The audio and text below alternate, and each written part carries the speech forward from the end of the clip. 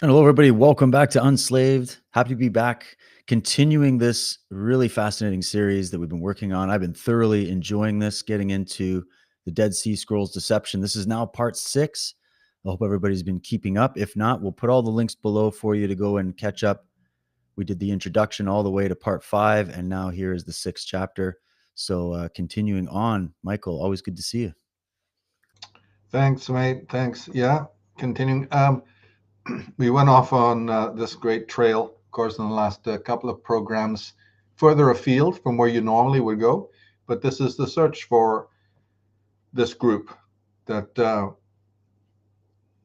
came to France, has a bearing on the Merovingians. Although, if you pick up my Atnast theories, then the Merovingians may have even been here before the fourth sect. There's lots of areas we could go into, but nevertheless, they knew the Merovingians. They were in with them. They're all part of, ultimately, at this point in history, they're part of the same fourth sect.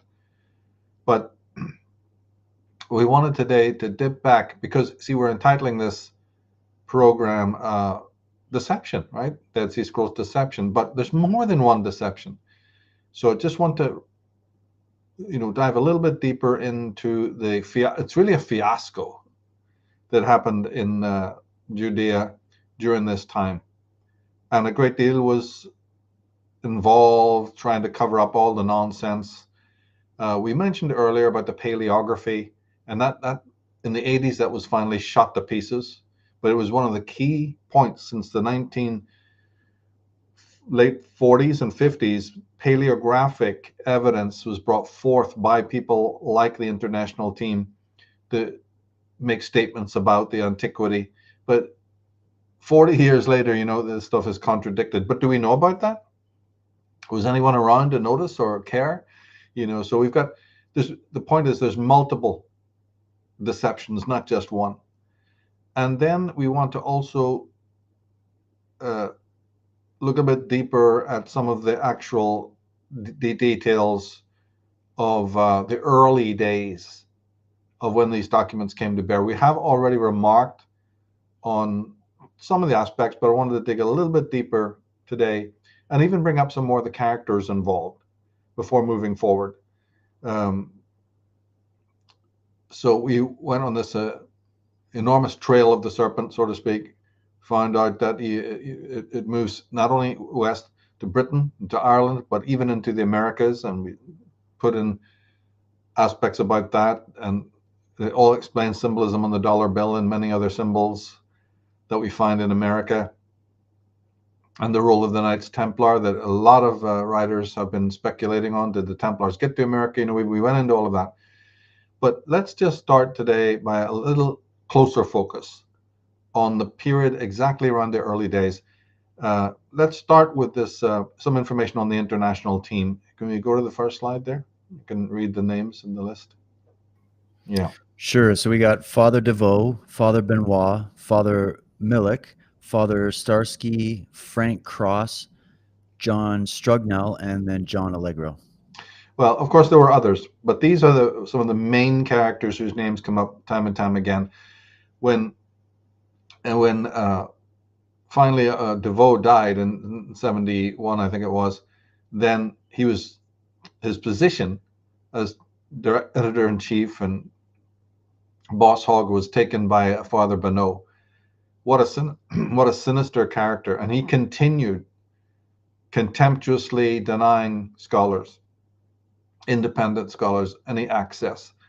And he was also quite elusive when it came to appearing before the public or the media. Millick was just as bad. And he was, while DeVoe was alive, he was DeVoe's closest associate. So nothing came across the desk of DeVoe that wasn't really seen by Millick as well. And he was another elusive character. John Strugnell, finally, in the 80s, he was the youngest member of the whole team. And he was one of them that was in the process in the early days of converting to Catholicism. But he was a lackey. He was your absolute lackey. A classic example of the obedient lackey. And his efforts were paid off in the end because he actually became head of the team around 1985. He was promoted, and he had prestigious positions in Harvard, and other colleges as well, as they all did. They were all eminent in their fields, to speak. Frank Cross appeared more on the media. In some documentaries, you'll see. But all these men, I put John Allegro there in brackets at the end because, of course, he was the whistleblower. He was the one that didn't go along with the consensus, and he suffered accordingly the wrath, of the international team and a lot of other people's besides. Even though in his own way, he had published so extensively that he was in a way more renowned than the others. But let's go on. Let's go on to the next one.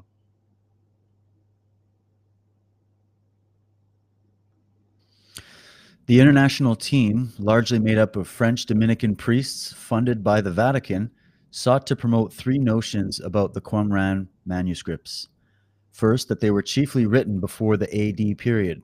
Secondly, that documents discovered pertaining to the breakaway sect living at Qumran were relatively unimportant to anyone except biblical scholars. Yeah. Now, see, this is very, very important. All those. And then let's go to the third one. Let's go on. There's a third controversy. The third was the dispute that occurred in 1956 after the Copper Scroll from Cave 3 was translated by Allegro. The international team attempted to deny that a real treasure from the Temple of Jerusalem existed. They did not wish to admit that there were strong connections between the sect at Qumran and the priestly orders in Jerusalem. Allegro was verbally bullied into delaying his publication of the contents of the Copper Scroll. Yeah, that just confirms what we said about the kind of strong arm tactics. But what is it that they're really trying to conceal there? There's those three things. Their dating is compulsively, they concede a few that some documents might have been written in the AD period, but it is by no means the consensus with them until the last breath, right? Even way 40 years later, in the late 80s and into the 90s, they were still trying to hold on. And if people have watched the video we posted below one of the programs last week or the week before, on the Barbara Thiering thesis, they'll know exactly what we're talking about now, of how this thesis that they had was blasted. But they hung on to dear life for this. The most important thing for them was to put distance in dates. The Essenes themselves, it was acknowledged, and this is true, that they were originated, in the BC period. Nobody knows for sure. 100 BC, let's say, just for argument's sake. It could have been earlier.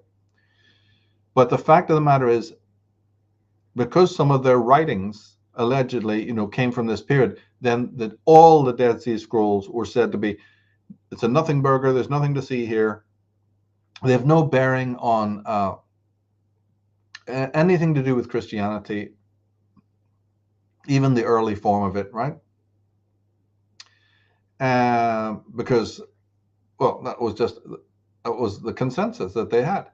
And what was it? Go back to the previous one. Go back to that second slide. Can you read it again? Jog my memory. This is the international team, largely made up of French Dominican priests. It was funded by the Vatican, and it was seeking to promote three notions about the Qumran scripts. What was it? First, that they were chiefly written before the AD period. Secondly, that the documents discovered pertaining to the breakaway sect living at Qumran were relatively unimportant to anyone except biblical scholars. Yeah, it follows the same sort of pattern, right? Hey, we found a bunch of hippies living in a most inhospitable dump. They barely had running water, this kind of caper, right? They didn't like women. We can't work out were they pacifist or they were militia. The documents sort of state that, both. We don't know if it was zealots who start living amongst them later or even took over the whole place. Well, but it's unimportant. It has no bearing. A few Semitic scholars. The general public need not be bothered with anything like this. This is purely archaeological. It's not very interesting. We found some Tyrannosaurus Rex bones in Alaska, those are far more interesting, right, to the general public. You know, Jurassic Park. Let's turn the page. There's nothing to see here. Has no bearing on anything whatsoever. So these were three tactics, and once they had focused on it, or I would say fixated on this, no amount of academic, rebuttal or even suggestion was allowed. But let's go on. So you're getting deception more than one already. We've only barely started.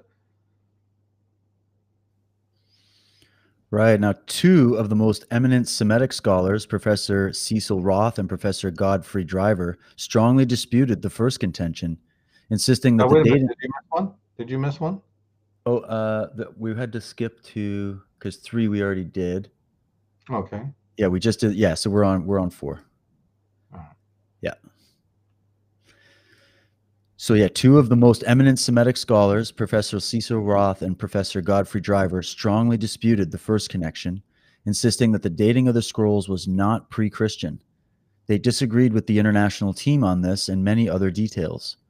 Professor Roth believed that the documents were composed not only by Essenes, but by the radical zealots, whom he believed occupied Qumran in the years following 38 BC.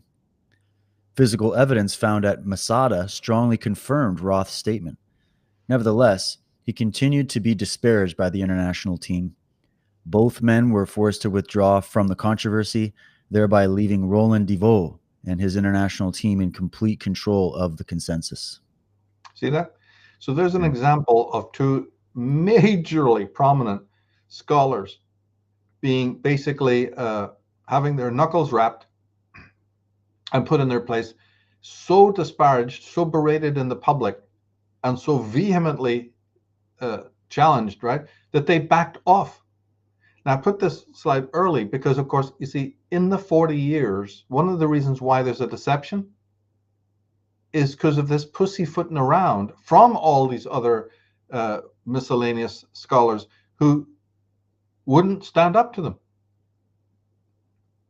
We'll get to some of the people who did, but and we saw an example of two eminent guys here who tried it. 2 people, 2.5 types people are getting up to fight back. Where is the whole of the scholarship of the world? They were silent. Now, this tells us a bigger picture of the kind of goings on in academia. My message always has been it's horrific. I've had that message all through my career, warning people, philosophy, psychology, whatever.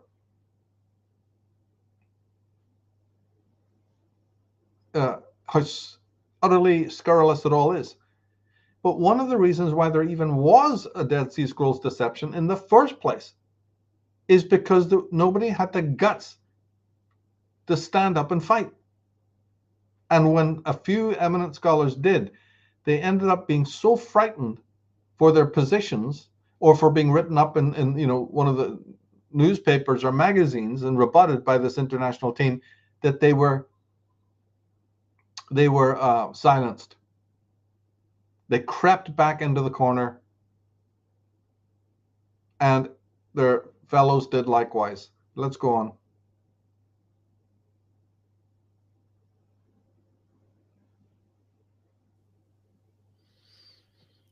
So this is Edmund Wilson, and the first outsider to openly suggest a major scandal. He was a literary critic and author. He wrote a history of the Bolshevik Revolution and was a friend of Vladimir Nabokov, who wrote Lolita. In 1955, his article appeared in The New Yorker, addressing the controversy and demanding more transparency. This is the first time the general public became aware of the finds and their significance. Now, this, of course, is more monumental than one can imagine. But it follows on from what I've just said. And it goes for today, has it not? Even back then, when consensus was much more powerful, it's the same thing as it is today.